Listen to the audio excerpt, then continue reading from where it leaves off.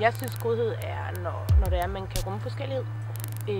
Og det nu er jeg måske lidt forskellig fra de fleste. Jamen altså, det kan være i forhold til ens arbejde, hvor man måske er i en presset situation, og der er en kollega, som måske gør en ting for en, som måske gør det lidt nemmere at komme igennem.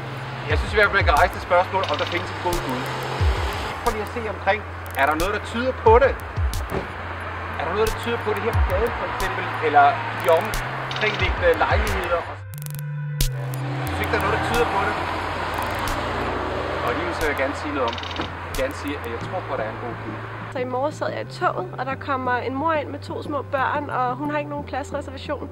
Men så er der så en mand, der ligesom kan se, at hun har brug for det, så han rejser sig op og giver hende sin plads. Og det var bare super fedt at se, og det var bare dejligt.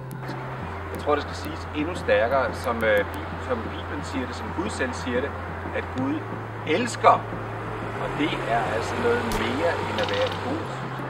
I ved godt, kærlighed, der bare er langt væk og højt oppe i himlen, en eller anden gråskægget herre. Det er ikke sådan, det er.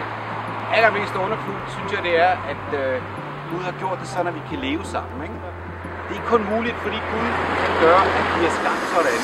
Vi er ikke dyr, vi er skabt i hans billede, skabt underfuldt. Vi kan elske hinanden og give hinanden omsorg og give hinanden mod på livet. Alle mennesker får lov at smage det her, enten de tror på Gud eller ej. Gud er god mod alle. Gud elsker mennesker, han kan ikke lade være. Forældre kan ikke lade være med at elske deres børn, og sådan er Gud også. Gud elsker sine børn, Gud elsker alle mennesker uden undtagelse.